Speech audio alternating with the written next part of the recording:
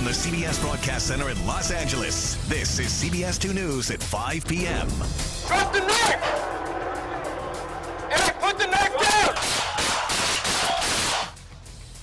Just one day after LAPD released that video of the deadly police shooting of an innocent woman, her family demands more than answers.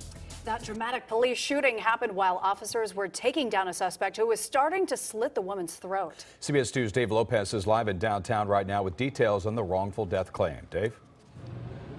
Well, the three children have filed a claim. That's the prelude to the lawsuit that will be coming in about 45 days. And the chief of police today, along with the rest of the department, said they will have no comment on that lawsuit. And they will have no further comment on the video that was released yesterday, which showed this homeless woman being gunned down by the LAPD. Yesterday, the chief made it very clear that he wasn't going to question or give any answers or make any judgment on the tactics of his officers that day. He said that comes at a later time. But today, the attorney representing the family left no doubt in his mind this was all the mistake of the LAPD because they didn't follow protocol. The real tragedy was the Los Angeles Police Department's tactical response to this incident. And for the next 45 minutes, attorney Brian Dunn blamed the LAPD for escalating a situation that led to the death of a homeless woman, 49-year-old Elizabeth Tolleson, who was held hostage by a man, Guillermo Perez, who police were after, responding to a call. Man with a knife who had just stabbed his girlfriend. Ms. Tolleson was a complete stranger to Perez and was just standing in the area, minding her own business. I know that he wasn't grabbing Ms. Tolleson when they got there. I know that he wasn't making any effort to go after her when they got there. He said the officers on scene did not even follow the training guidelines on how to handle this situation.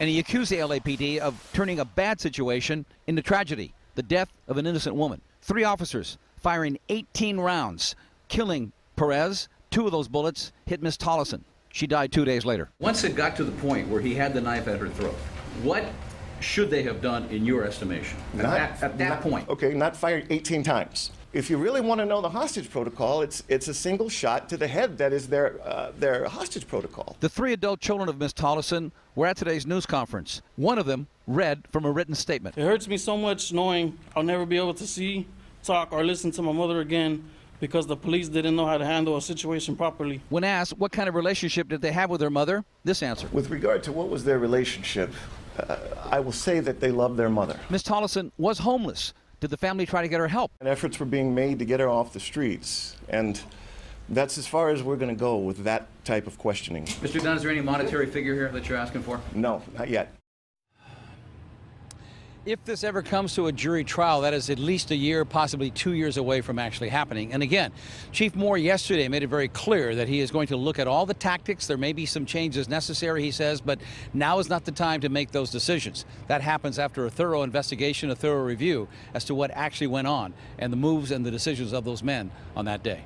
Reporting live from outside the police headquarters in downtown Los Angeles, Dave Lopez, CBS 2 News. Thank you, Dave. An El Sereno neighborhood was rattled this morning by more than 24 bullets. In the end, 1 person died. The shooting happened around 4:45 this morning in the 3800 block of Drysdale Avenue. 1 man was shot and killed. A broken cane was at the scene, and at least 28 evidence markers were on the street and the sidewalk where the shell casings were scattered. A stray bullet shattered the window of a business. Another pierced a car at an auto repair shop. A witness says he spotted 2 shadowy figures dressed in black running away. On the corner, I saw someone shooting, something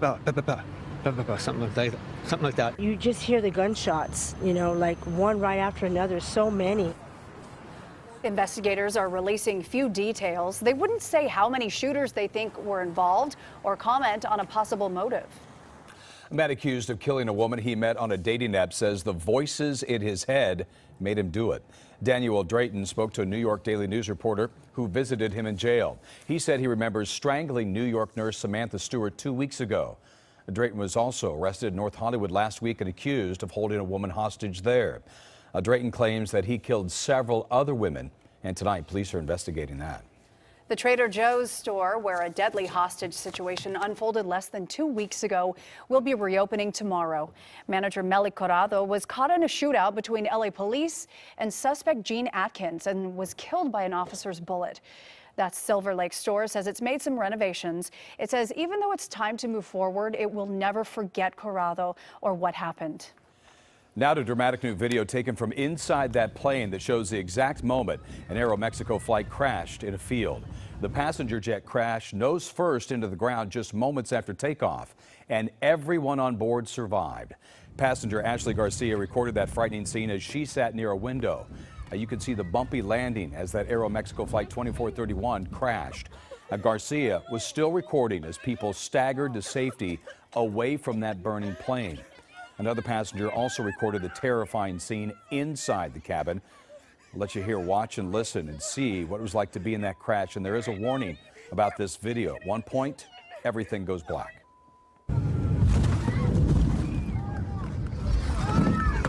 Jesus' name. In the nombre de Jesus.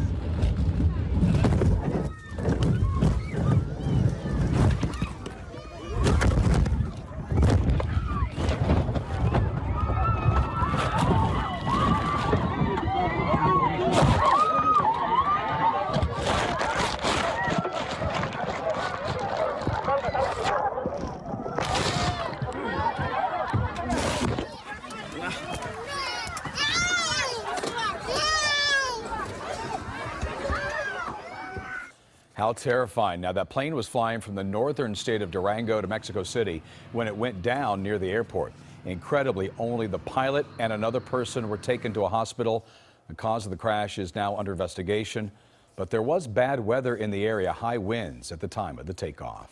Developing news, the Transportation Safety Administration is reportedly looking into getting rid of passenger screenings at 150 airports across the country. According to documents obtained by CNN, the airports in question range from small to medium size that handle aircraft with 60 seats or less.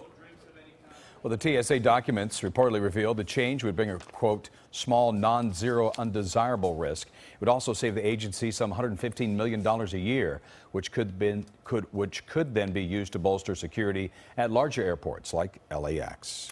And now to the latest on the Russia investigation. The White House is backtracking after President Trump took to Twitter today, where it appears he asked the Attorney General to stop the ongoing probe. CBS 2 political reporter Dave Bryan is live in the newsroom with details. Dave. Suzanne, the president stepped up his attacks on the investigation in a series of tweets early this morning, as you indicated. And yes, it did appear he was calling for the investigation to be shut down. But the White House and his lawyer dispute he was ordering action. President Trump's frustration with special counsel Robert Mueller's investigation once again spilled over onto Twitter. The president tweeting Wednesday, "This is a terrible situation and Attorney General Jeff Sessions should stop this rigged witch hunt right now before it continues to stain our country any further." He's established a clear sort of practice now that he expresses his opinions on Twitter. He used the word should, he didn't use the word must. And there was no presidential directive that followed it. It is good to be in the real world. But in fact, Mr. Sessions cannot end the Russia probe because he recused himself. Deputy Attorney General Rod Rosenstein oversees the investigation. In a rare moment of bipartisanship, both Republicans and Democrats on Capitol Hill say the president should not try to pressure anyone to cut off the special counsel's work. I don't think the investigation should be shut down. I think it should be completed. That's just ridiculous.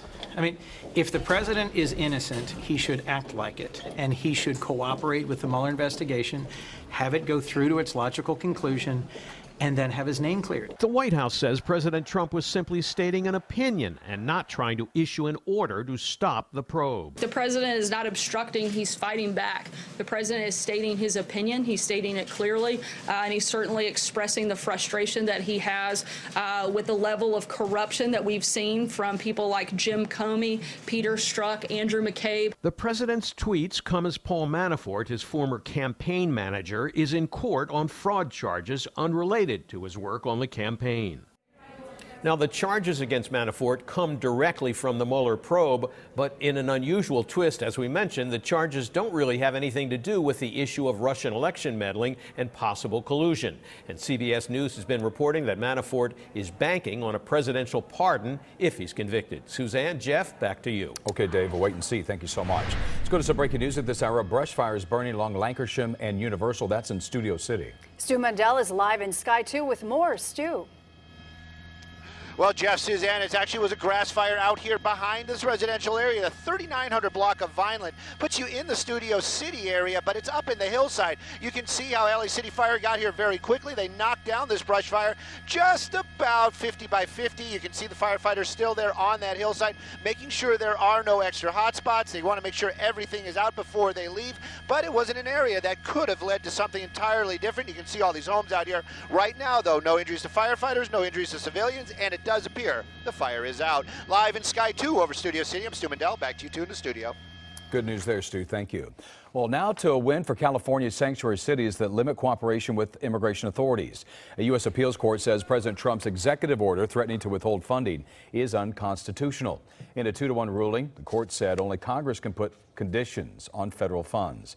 The ruling came after San Francisco and Santa Clara counties filed lawsuits following the president's executive order. However, the ruling only applies to California cities and counties. The court ruled that there wasn't enough evidence to support a nationwide ban. The remains of what could be U.S. soldiers killed during the Korean War have just returned to Hawaii.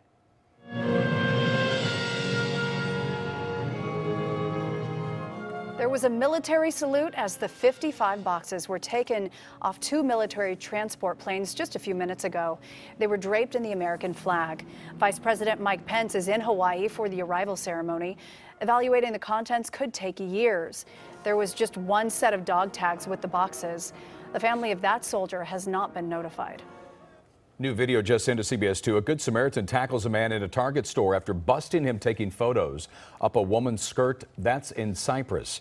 If you look closely, the suspect walks up with his phone in his hand and then crouches down behind a woman at the register. A Good Samaritan kicks the man's phone from his hands, then waits until the man stands up and tackles him. Police say the same suspect also took photos up a woman's skirt hours earlier at a Target store in Cerritos. Police later arrested Jorge Ibarra Jr. Investigators now asking for potential victims to come forward. Eyes and ears open. The local city that just made it illegal to cross the street while on your phone. Plus, looking for vandals who caused millions of dollars in damages to cars and an IE dealership. The big reward being offered tonight. Also, Tesla burns more than $700 million in cash. What's behind the stunning financial loss? And the 10-year-old from Northern California that just blew Michael Phelps out of the swimming pool. Hey everybody, I'm Garth Kemp. Coming up, we might have another heat wave heading our way. We'll tell you about that on the way.